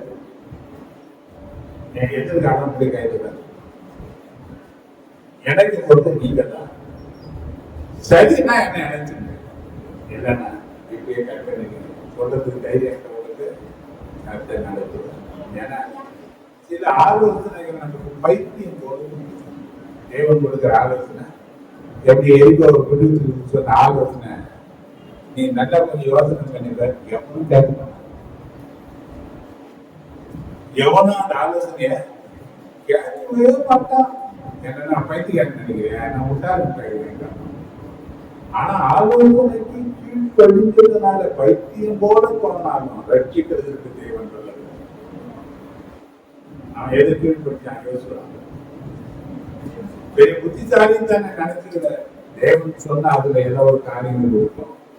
தேவன் வீணானது சொல்ல மாட்டாரு. தேவன் எனக்கு தீமையானது அவன் சொல்ல மாட்டாரு. தேவன் என்னோட நல்லதான் செய்வார். நிச்சயம் அவனுக்குள்ள இருந்ததுனாலதான், தேவன் பேர்ல அவன் அன்பு அதிகமா இருந்ததுனாலதான் அதை அவன் ஆராய்ச்சி பண்ணாம சொன்னது விளைவு ஏறிக்கொண்டு. ஏன்னா நாம ரொம்ப புத்திசாலிகளா நாம நினைச்சுக்கிறோம். அதனாலதான் கர்த்தர் சொன்னதெல்லாம் தெரியுமா? அதிகாலையில தேர்ந்த ரெண்டாவது ஒரு காரியம் நம்மளுக்கு சொல்லி இங்க ஆராதனை பண்ண வரணும், இங்க செய்தி கொடுக்க வரணும். ஆண்டவருக்குள்ள நீங்க சரியா இல்லை, கர்த்தரை ஆராதிக்கல, ஜெபிக்கல, அந்த ஜெப தரிசனத்தினா நல்ல வாங்கி சத்துருவுக்கு அதிக விரோதமா நிச்சயமா எழுதும். என்ன மாட்டீங்க அவன், ஏன்னா நீ நிக்கிற இடம் சத்துருவை சிதறடிக்கிற இடம். சத்துருவை நீ பாதிக்கக்கூடிய ஒரு மனுஷனா மாறும்போது, ஒரு யுத்த மனுஷனா வந்து நிற்கும் போது, அநேகருக்கு வழி நடத்தக்கூடிய நான் வரும்போது, ஆண்டவர் சொன்னாரு, மந்தைய நான் சிதறடிக்கிறேன்னா மேய்ப்பனை விட்டு டார்கெட்டா போக முடியும். அப்ப நீங்க சரியா இருக்கணும். இங்க நிக்கிற போது பார்த்தா அலையிலுயா கொடுக்குறோம், அலையிலுயா கொடுக்குறேன், ஆடே இல்லாம போட்டு நிறைய மாட்டீங்க.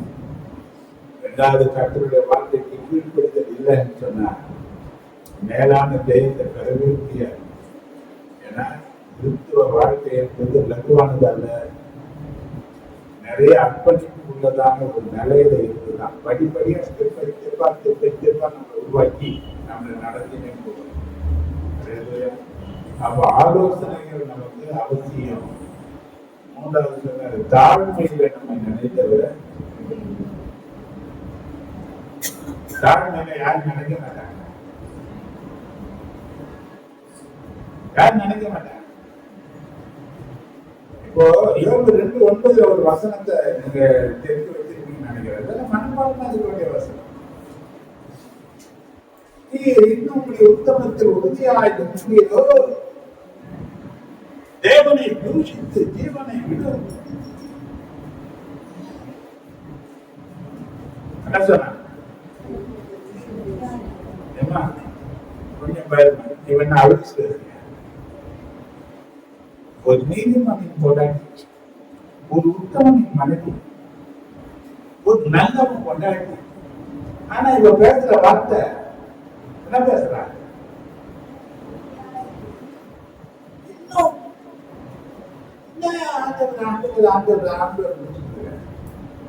சாய போத சாப்பியா அப்படின்னு அவன் சொல்றாங்க. அவர் சூழ்நிலை எடுத்துக்கு வந்திருப்பாங்க. அவர் சொல்லக்கூடிய ஒரு நிலை அவங்களுக்கு ஏன் வந்திருக்கு, வெளி வந்திருக்காரு.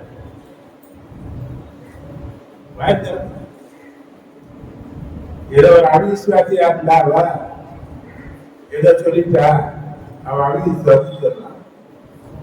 இவர் தூதர்களுக்கு கூட உணவு அளித்தவளா இருந்திருக்கான். அன்னைக்கு இருந்த பரிசுத்தவான்கள மிக முக்கியமான வந்து யோகி. நல்லா இருந்த காலம் வரையிலும் சிறப்பா வாழ்ந்தவங்க தான் அவங்க. தேவனை மையப்படுத்தினவங்க தான். இன்னைக்கு அப்படி பேசுறதுக்கு என்ன காரணம் வந்து? ஏன் அவங்க தேவனை துதிக்கிற? இப்ப யோகு துதிச்சா, கர்த்தர் கொடுத்தார், கர்த்தர் எடுத்தார், கர்த்தருடைய பரிசுத்தமான நாமத்திற்கு ஸ்தோத்திரம் சொல்ல அவனால முடிஞ்சது. ஏன் அவனால முடியல? ஏன் துதிக்க முடியல? யோகு துதிச்சா, ஆனா யோகின் மனைவி என்ன பண்ண முடியும்? ஏன் நீங்க யாரு யோகின் மனைவியோ லோத்தின் மனைவியோ?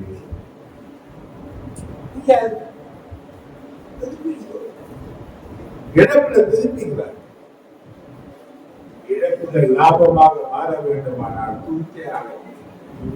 ஏன்னா தாழ்மையில ஏழ்மையில உன்னை நினைக்கிறதுக்கு ஒரு ஆளு கிடையாது. உன் கூட பிறந்தவன் கூட தர்தலாம் அவனை பகைப்பான். யாரும் மதிக்க மாட்டாங்க, ஏன் கேட்க மாட்டாங்க. சாத்தியான பேச்சு கூட ஒரு கேள்வி யாருன்னு கேட்க மாட்டாங்க. ஏன் கேட்டா வந்துட்டானா? வந்துட்டு அவனுக்கு யாரு போகும்? சிநேகிதனுக்கு அப்படியே நழுசா நடிடுவாங்க. யாரை விட்டுடுவாங்க? ஏன் விட்டாங்க? ஏன் பகைச்சாங்க அவனை? ஏன் அவன் நினைக்கப்படக்கூடிய அளவுக்கு வாழ்க்கை இல்லை. அவனை யாரு யாரு நினைஞ்சா அப்ப அந்த தாழ்மையில நினைச்சு முன்னிருந்த நிலையில உன்னை உயர்த்தி வச்சாரு. அவரை நீ துதிக்கணுமா பண்ணல? மூணு காரியம் நான் பேசுறேன். அப்ப நீ மேல வந்திருக்கிற தாழ்மையிலிருந்து வந்த யாருமே ஒரு காலத்துல என்ன நினைக்கிற, யாருமே ஒரு காலத்துல எனக்கு உதவியா இல்லை, யாருக்குமே நான் ஆகாத கல்ல போடலாம் இருந்தேன். இன்னைக்கு பண்ணையா மாளிகையா வச்சு ஆண்டவர் அழுது பார்க்கிறாரு சொல்வாயானார். கர்த்தரை துதிக்காம இருக்கவே முடியாத நிலையில நீ வாழ. துதிக்கிறதுக்கு தான் சபை வந்து. சபை ஒரு குடும்பம். சபை அப்போ குடும்பத்தின் பிள்ளைகளாக, தேவனுடைய பிள்ளைகளாக தகப்பன ஒரு மனப்பட்டு 7 சிந்தையோடு கூட நீங்க துதிக்கிறதுல நீங்க கவனம் செலுத்துங்கிறாங்க. சத்துருக்கள் சிதறடிக்க சொல்றாங்க.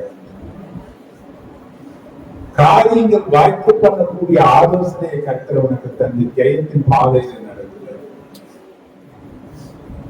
தாழ்மையில இருந்து அற்பமாக காணப்பட்ட உன் ஆச்சரியமான ஒரு ஆசீர்வாதமாக உயர்த்துகிறார்.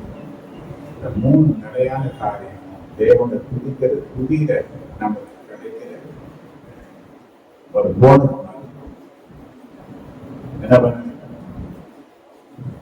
நிறைய பேர் வந்து ஆராதிக்கிறதுக்கே வர மாட்டாங்க.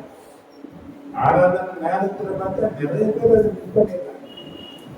ஆசீர்வாதம் நமக்கு எங்க வைக்கப்பட்டு கட்டாயம் வந்து இருக்கணும். ஏன்னா தேவன் அதை எதிர்த்தார்.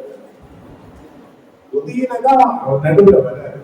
அவர் வந்துட்டாருன்னா ஒரு வசனத்தை வந்து ஞாபகம் அன்னைக்கு மாத்தார் மரியாதை சொன்னாங்க, ஆண்டவரே நீர் இங்கே இருந்திருந்தீரானால் என் சகோதரன், அப்ப அவர் இங்கே கூட இருப்பாரானால் நீ சந்திக்கிற இழப்புகள் இருக்க, உனக்கு எதிரான போராட்டங்கள் இருக்க, உனக்கு எதிரான தடைகள் இருக்க, எல்லாம் யார் இருக்கணும். அப்ப கர்த்தர் உன் பட்சத்துல இருக்குன்னா வாயில கர்த்தரை உயர்த்துறது.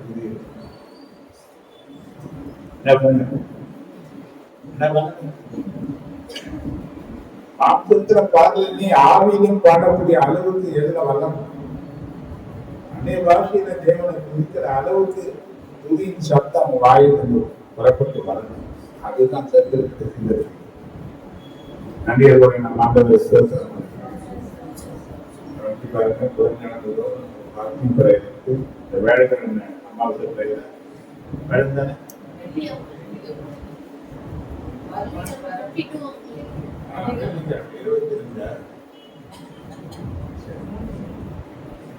வெள்ளிக்கிழமை இதுல நீங்க குடும்பமா பங்கெடுக்க. ஏன்னா அமாவாசை பிரேயர் பெரிய ஆசீர்வாதத்தை நிச்சயமா வாழ்க்கை. உங்களுக்கே அறியாம தெரியாம நிறைய பிரச்சனைகள் நீங்கக்கூடிய ஒரு ஜபம். நிறைய சாப வல்லமைகள், சாஸ்திர கிரியைகள் அழிக்கப்படக்கூடிய ஒரு இடம் என்னன்னா ஜபம். ஒரு முக்கியமான இடத்தை வகிக்கும். நேரத்தில் சரியா வாங்க, நேரத்தோடு புதன்கிழமை அன்னைக்கு உபவாசத்துல சில பேர் தான் வராங்க. எல்லாரும் முயற்சி ஜபம் பாதுகாப்பு. ஜபம் இல்லைன்னா உன் பணமோ உன் பதவியோ உன் ஜனமோ நிச்சயமா உன்னை பாதுகாப்பு.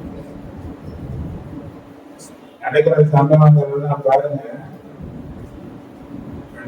ஜம்மு காஷ்மீர் உத்தரகாண்ட் கேர்ள்ஸ் மேல வீடு என்ன வீடு ஒரு பெரும் வெள்ளம். எத்தனை வீடு மனுஷன் அடிச்சுட்டு போயிட்டாங்க. ஜம்மு காஷ்மீர் அதுக்கு முன்னதான் முதல்ல தீவிரவாதிகள் கொஞ்சம் பேரை சுட்டு சண்டை நடந்த அந்த இடத்துல மேக வீடு. அங்கேயும் என்ன பெரும் வெள்ளம். எத்தனை பேர் காணும் நினைச்சிருப்பாங்களா?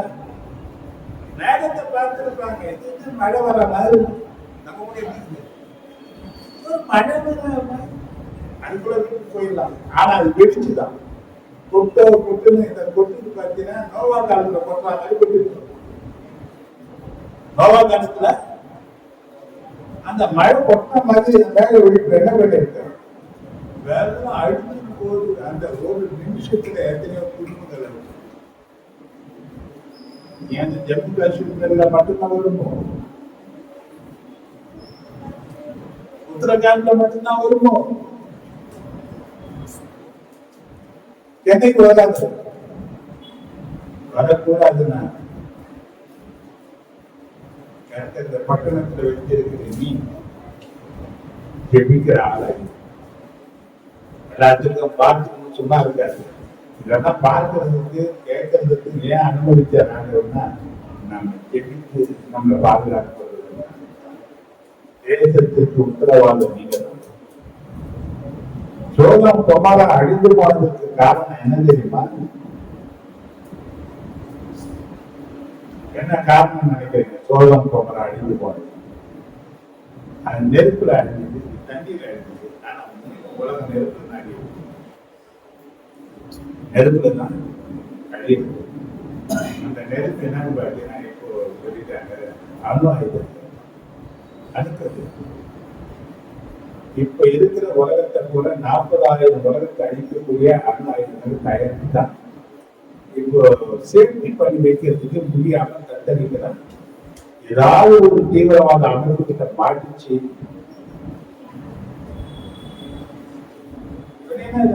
போன வாரம் கூட பாகிஸ்தான் தலைவர் சொன்னா, சிந்து நதியை தரமாக்கின தண்ணியை நாங்க அணு ஆயுதத்தை போல பயன்படுத்தி அழிக்கிறதுக்கு நாங்க முக்காவாசி இடத்த அழிச்சிடுவோம். சொன்னாரு நான் கரெக்டான பயன்படுறேன் சொல்லிட்டே இருக்கிறாங்க. ஆனா எவன பக்கம் போட, ஏன்னா வேதம் சொல்லுது அது அழியதான். மழை உயிருக்கு போகுது, இருக்கிற இடத்துல ஏமா போகுது. ஆனா இனி சம்பவிக்க போகுது இந்த தீமைகளுக்கு என்ன மற்றவங்க தப்பிக்கிறாங்க ஜெபிக்கிறவர்கள். அப்போ ஒரு உன்னதமான இடத்துல வருவதற்கு ஜெபம் அவசியம். அந்த ஜெபத்துக்கு நீ அவசியம்.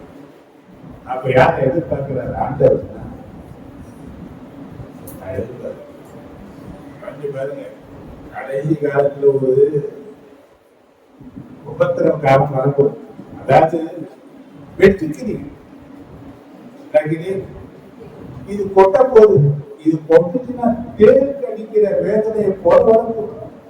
இது கடிச்சா வேதனை உண்டாகும். ஆனா ஒருத்தனோட சாகணும், ஒருத்தனோட இந்த வேதனைகளை சிக்கக்கூடாதுன்னு சொன்னாங்க.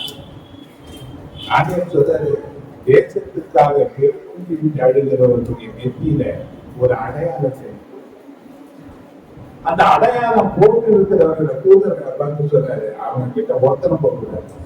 அடையாளம் இல்லாத எல்லாரையும் சகாலம் உன் தலையில நெத்தியில அடையாளம் போடப்பட்டிருக்கோம்னா அடையாளம் போடப்படாத ஆளாயிருக்கு. யாரா இருப்பேன் அடையாளம் என்னன்னு சங்காரம் வசனம் தெளிவா சொல்லுது. ஒருவேளை நமக்கு ஜனம் 20 பேர் 10 பேர் 30 பேர் இருக்கிற இடம் ஒருவேளை எங்க மேல யாராவது இருக்குமானா ஒரு நாள் வரும். நான் சொன்னது கர்த்தருடைய வார்த்தை. அந்த இன்னைக்கு மட்டும் சொல்ல, நான் பல வருஷமா சொல்லிப்பாரு. ஒரு சந்தர்ப்பங்களை தேவன் கொடுத்துட்டே இருக்கிற ஆண்டவரோட ஒரு பெரிய ஸ்பெஷல் என்னன்னா, எதை செய்தாலும் சொல்லிட்டு திடீர்னு செய்ய மாட்டேன். அப்ப இத்தனை காலம் நமக்கு ஒரு இடைவெளியை கொடுத்து ஒரு மாற்றம் உண்டாகும் எதிர்பார்க்கிறேன். இன்னும் நமக்கு இந்த உலகத்தோட உலகமா மண்ணோட மண்ணா ஓட்டிலே இருக்கீங்கன்னா மாற்றமா கட்டிக்க வாங்க. எவ்வளோ ஃபங்க்ஷனுக்கெல்லாம் போறீங்க, வண்டி கட்டிட்டு போறீங்க, தேவையில்லாததுக்கெல்லாம் லீவு போறீங்க. தேவ சமூகத்தில் நிற்கிறதுக்கு பிரயாசப்படுங்க. உங்க அர்த்தங்கள் லாபம் ஆகும்.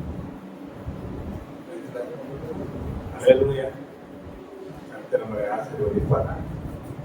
கர்த்தருடைய வார்த்தைகள் நம்ம போகலாம். சாட்சி இருக்கா? சாட்சி இருந்தா அவங்க சொல்லுங்க.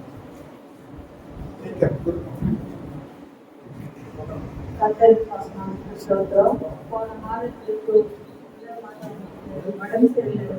அவங்க இந்த வாரத்துல ஒரு நாள் முன்னாடியே வள்ளி தங்கினாங்க. தங்கி நாங்க இங்க வேலைக்கு போக ஆரம்பிச்சாங்க. இன்னைக்கும் அதே மாதிரி நேற்று நைட்டு வந்து எதுவுமே வேலை முடிக்கவோ 8 ஆயிடுச்சு. அதுக்கப்புறம் தான் நாங்க வீட்டுக்கு வந்தோம். நான் தான் சொன்னேன், ஆண்டவருக்காக பாசுறாங்க சொல்ற மாதிரி ஆண்டவருக்காக போகுது 2 ஹவர் எனக்கு டைம் கொடுமா, இங்கதான் உனக்கு தெரிஞ்சுக்க நேரம் இல்லை கொடுக்க மாட்டேங்கிறாங்க, நீ எங்க முதல்ல போய் நானும் அங்க போ. ஆனா இன்னைக்கு கூட காலையில இருந்தாங்க போயிட்டாங்க.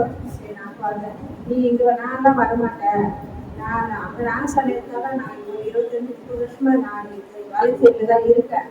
ஆனா இருந்தாலும் எனக்கு நான் எங்க வேலைக்கு போனோம்னா நான் 25 வருஷமா வேலை கம்பெனில வேலை செஞ்சிருந்தேன். அப்போ வந்து நான் ஞாயிற்றுக்கிழமை எங்களுக்கு லீவ் இருக்கும். அந்த லீவை முதலுக்கு ஆண்டவருக்காக கொடுத்துட்டு மிச்ச நேரம் பிள்ளைங்களுக்காக கொஞ்ச நேரம் டைம் ஸ்பெண்ட். அதனால எனக்கு எங்க போனாலும் நான் அந்த மாதிரி தான் நான் செய்வேன். ஆமா, நீ வந்து எது ஒன்றும் தைரியமா பேசிடுற, நீ அந்த மாதிரி பேசு, 5 வருஷமா நீ அங்கதானே இருக்கிற, ஏன் ஆண்டவர் இந்த நாள் வேலை பார்த்து சொல்றேன், ஏன் இந்த நாள் வேலை ஆண்டவர் அந்த ஊழியர் செஞ்சாலும் டைம் இல்லைல்ல நமக்கு. 2 ஹவர் அவர் கொடுக்கணும் எந்த விதத்தினாலும் சொல்றாங்கல்ல, அது ஏன் கொடுக்க மாட்டேன்னு இன்னைக்கு அவங்க சொன்னாங்க. ஆனா ஆண்டவர் ஊழியர் செய்யறேன், எனக்கு ஜீவன் போறாலும் நான் ஆட்டத்துக்கு 5 நாள் ஐசி வாங்கல. உங்க சித்தம் எனக்கு ஜீவன் கொடுத்தீங்கன்னா ஆலயத்துல இருக்கிறேன்னு சொல்லுங்க. ஆலயத்துல இருக்கிறது பெருசு இல்லை, அது சுத்தம் செய்யறது பெருசு இல்லை. ஆண்டவருக்காக 2 ஹவர் ஒரு நேரத்தை கொடுத்துட்டு இன்னும் அவங்களுக்கு டைம் இல்லை. இன்னைக்கு ஒரு ஓடினாங்க கத்தரை சுத்தம் நான் சீக்கிரம் வரணும்.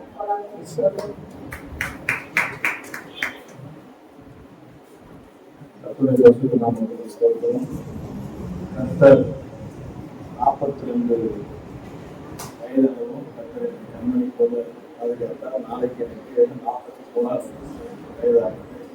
நாளைக்கு கர்த்தர் ஒரு வயதை இருக்கிறார். கர்த்தர் பாராட்டின எல்லாரும் தைரியத்தாகவும் நன்றி.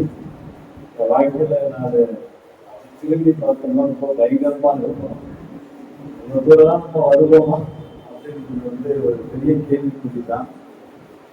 எத்தனையோ ஆண்டுகளுக்கு முன்பாக இறந்து போயிருக்கணும், செத்துருக்கணும்.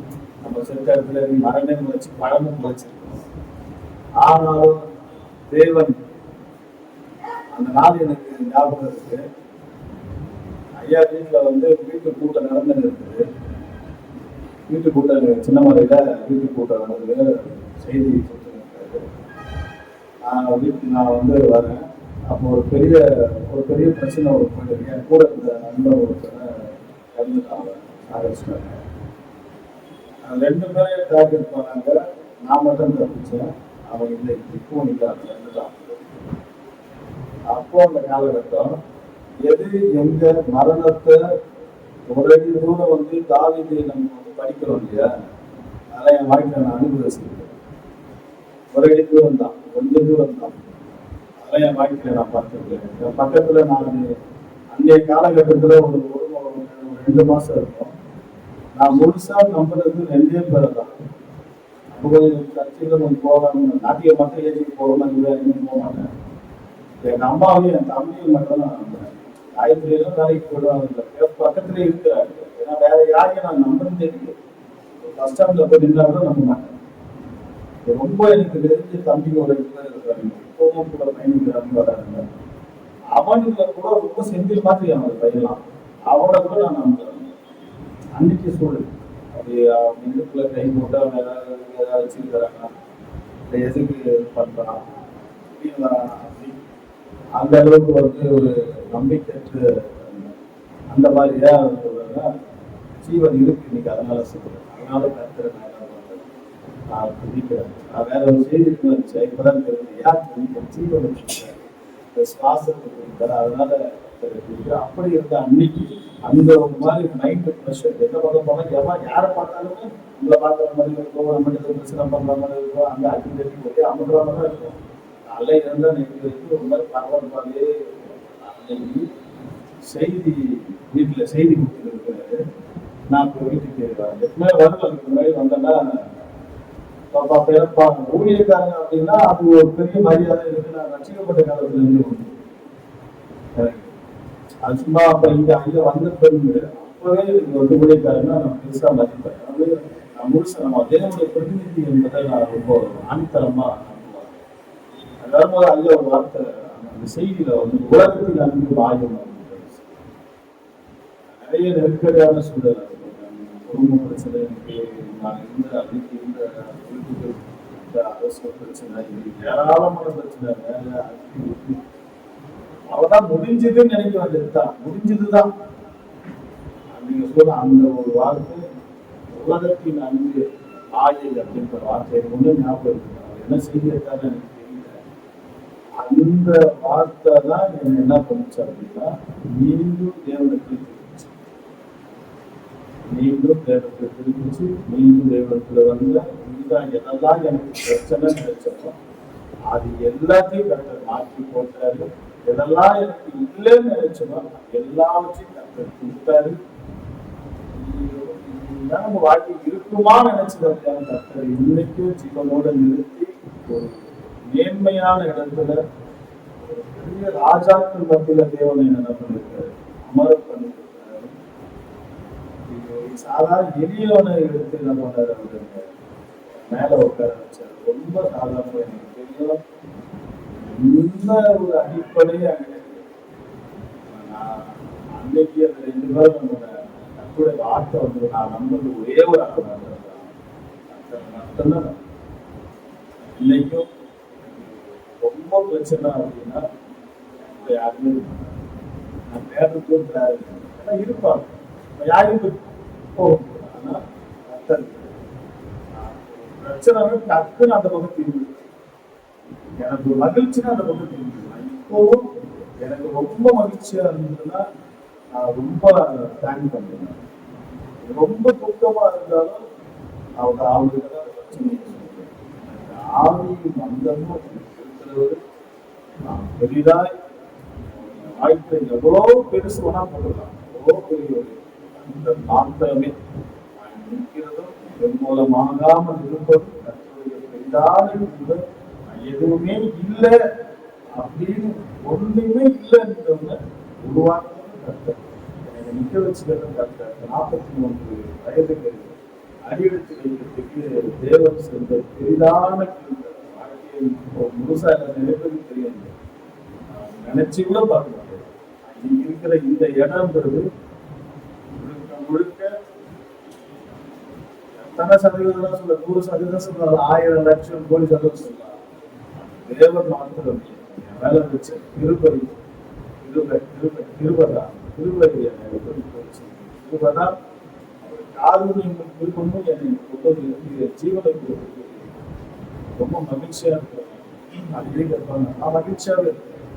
ஏன்னா ஒரு வசனம் இருக்குது, நான் உங்களை உண்டாக்கினா மகிழ்ச்சி அவர் உண்டாக்குனாலும் மகிழ்ச்சியா இருக்கு. மகிழ்ச்சியா இருக்கிறதோட கர்த்தரை தேடுறதில்லை, மகிழ்ச்சியா இருந்த கர்த்தரை துதிக்கிறது இல்லை. அவர் நம்ம உண்டாக்குனாலும் மகிழ்ச்சியா இருக்கு. மகிழ்ச்சி நான் மகிழ்ச்சியா இருக்காங்க நான் சொல்லுவேன்.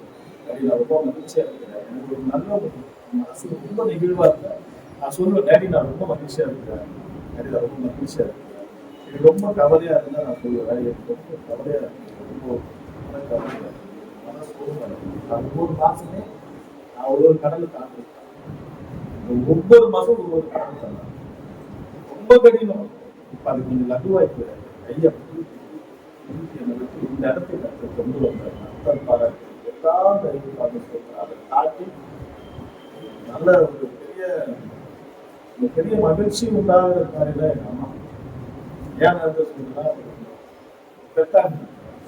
எங்க அம்மா ஏன் பெத்தாங்கன்றது இப்ப எனக்கு கருத்தை திதிக்கும் எங்க அம்மா. எனக்கு பேரு வந்து பாத்தீங்கன்னா யாபேஸ் பாஸ்டர் வச்சாரு, எனக்கு அலெக்ஸ் பாஸ்டர்னு சொல்லிட்டு. அந்த பேருக்கு அர்த்தம் ஐயா தான் சொன்னார். எனக்கு அப்ப அர்த்தம் தெரியாது. அவன் அந்த தாய் அவனை துக்கத்தோடு பெற்றதுனால அவனுக்கு யாபேஸ் தான் துக்கத்தின் மகன். அப்படிதான் அப்புறம் சபைக்கு வந்த பிறகு கர்த்தர் சொன்னார், சகோதரரை பார்த்திலும் அவன் கனம் பெற்றவன் ஆகியிருந்தான். யார் அந்த கர்த்தருக்கு இஸ்ரவேலின் தேவனை நோக்கி அவன் சொல்லும் பொழுது அவன் கேட்கும் பொழுது எல்லாம் இன்னைக்கு நான் சகோதரர் பார்த்து கனம் பெற்றவன் தான். போதெல்லாம் யார் போது மக்கள் சுற்றி இருக்கிற நிறைய பேர் இல்லை இடம் பெற்றவங்க போனா எனக்கு மதிக்கிறான் போறான் அவரை எல்லாம் அத்தனையும் அதை விட மேலான காரியம் என்னன்னா பெற்ற ஆவிக்குரிய தகவல். இன்னைக்கும் அதுல கொஞ்சம் கம்மியா இருக்கலாம் போறான் அவருக்கு கண்டிப்பாரு அடிக்கடி ஒரு வார்த்தை எங்க எல்லாருமே சொல்லுவாரு நம்ம என்னை சுத்தி மக்கள் நான் வந்து பதில் சொல்ற ஒரு ஆள் இருக்கிறாரு. என்னை கேள்வி கேட்குறது ஒருத்தர் தான் இருக்கிறாரு. எங்க அப்பா என்ன கேள்வி கேட்க எங்க அம்மா என்ன கேள்வி கேட்க மாட்டாங்க. என்னை சுத்தி யாரும் எனக்கு கேள்வி கேட்க மாட்டாங்க. எங்க ஐயா கேட்டா பதில் சொல்றேன். எல்லாருக்கும் சொல்லிக்கிறேன். எனக்கு ஒருத்தர் இருக்கிறாரு, அவருக்கு கேட்டா மட்டும் நான் பதில், ஏன்னா அவர் மட்டும் தான் எனக்கு கேள்வி கேட்பேன். வேலையுமே யாரும் எனக்கு கேள்வி கேட்கறது நான் வந்து போக மாட்டேன். நான் அதுக்கு இடம் போக மாட்டேன். கடந்து போயிட்டே இருக்கிற பதில் சொல்றேன். ஒரே ஒரு அப்படிப்பட்ட ஒரு ஆவிக்குரிய தகவல் மேலான தேவன் தந்த இந்த பூமியில தேவன் தந்த திருவை அம்மா ஆவிக்குரிய தம்பி தங்கச்சி. காரணம் என்னன்னா நான் எவ்வளவு பஞ்சாயத்துல பார்க்குறேன், எவ்வளவு பிரச்சனை அப்படிப்பட்ட ஒரு குடும்பம் அடுத்து அத்தனை எல்லாத்தையும் நேர்த்தியா இருக்கு. இதெல்லாம் நமக்கு வந்து வீடு விலகி போகும்போது எல்லாத்தையும் மாற்றி போட்டு அப்படியே மொத்தத்தையும் கரைச்சி போட்டு கொடுத்த தன்னுடைய இதான திருவைக்காக திருவை ரொம்ப பெரிய திருவை. நான் முடிஞ்சு போயிருந்த காலகட்டத்தில் இந்த சபைக்கு நான் வந்தேன். இந்த சபை ஜனங்கள் வந்து அவ்வளோ ஆறுதலா இருக்காங்க, அவ்வளோ ஆறுதல். வந்து முன்ன பின்ன இருந்திருக்கலாம். ஆனா சபை ஒருத்தருக்கு எவ்வளவு முக்கியம். நான் இந்த சபைக்காக சில சொல்ல முடியாது, சில தியாகங்களும் பண்ணியிருக்கேன். சபைக்காக பண்ணியா அவ்வளவு பேர் அப்படி இல்லை. சபை முக்கியமா நான் முக்கியமானு கேட்ட கூட சபை முக்கியம் சொல்லியிருக்கிறேன். சபை ரொம்ப முக்கியமானது. சபை கூடி வருவது விட்டு விடாது இருக்கிறது. அந்த மட்டைக்கு எங்கேயும் ஒன்று கரண்ட் என்ன பண்ணணும் வந்துடும். ஏன் வரணும், ஏன் வரணும்னா சபை முக்கியமா என்னுடைய வார்த்தை வாழ்க்கை தகவல் வாழ்க்கையில வந்து நான் உயரும்படியாக கூட நான் மேல எழுந்து நிற்கும்படியாக கூட கருத்தை கொடுத்த எல்லாவற்றுக்காக நன்றி செலுத்துகிற பயங்கர மகிழ்ச்சியா இருக்கிற பயங்கர சந்தோஷம். பதினாலே எனக்கு ஒரு சந்தோஷம் தான். ஏன்னா நம்மதான் இருக்க வேண்டிய ஆளே கிடையாது, நம்ம இருக்கிறோம். கதையிலையா கத்தர் பாரு கத்தர் நன்றி சொல்லிக்கிற இந்த நேரத்துல சபைக்கு முன்பாக ஆவிக்குரிய தகவலுக்கு இதுவரைக்கும் நடத்திருக்கீங்க, இனியும் நடத்துறீங்க. இந்த காலத்துக்கு நான் வந்து இயேசு கிறிஸ்து லாபத்தினாலே நான் நன்றி சொல்றேன். எங்க அம்மா அச்சை கொடுத்த மனைவி பிள்ளைங்க எல்லாருக்கும் நான் நன்றி சொல்றேன். தேங்க்யூ. எனக்காக எவ்வளோ ஜெபிச்சிருக்கீங்க. ராஷ்டிரமா நிறைய ஜெபிச்ச அத்தனை பேருக்காக நான் நன்றி சொல்றேன். தேங்க்யூ.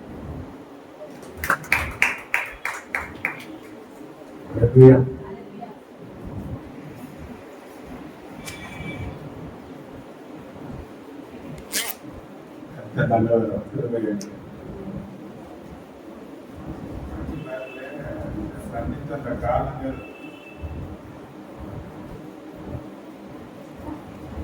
மறக்க முடியாத காலம்.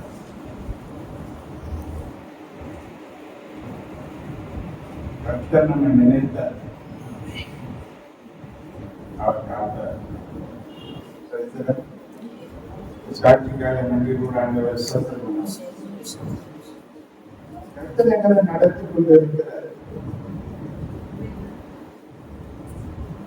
எப்பவுமே சொல்றாரு, நான் எப்போதும் நிர்மூலமாகாமல் இருக்கிறது. கர்த்தர் எனக்கு கொடுத்த அந்த பொறுப்புகளில நடத்துவதற்கு எனக்கு தேவன் பலனா இருக்கிறார். நடத்துறேன் நடவீனங்களிலே தேவன் பலனா இருந்து என நடத்துகிறார். என்னுடைய வாக்குறுதிகள் நிறைவேறும்படியான காரியங்களை செய்த மீண்டுமாக இந்த ஊதியத்தில் புதிய திருமணையை கட்டல் உண்டாக்கி ஏராளமான ஜனங்கள் கர்த்தருடைய பிடிகள் கட்டப்பட்ட ஜனங்களை விடுவிக்கிற காரியத்தில் ஒரு மாசமாக மீண்டுமாக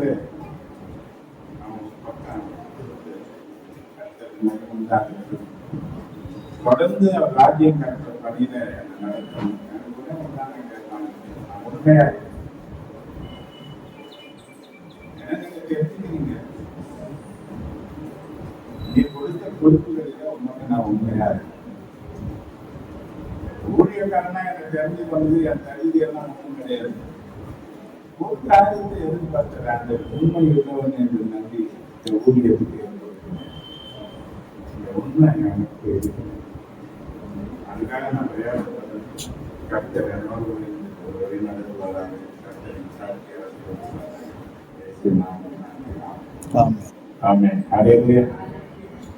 அந்த காரியம் உங்களோட வாக்குத்தத்தங்கள் செய்தி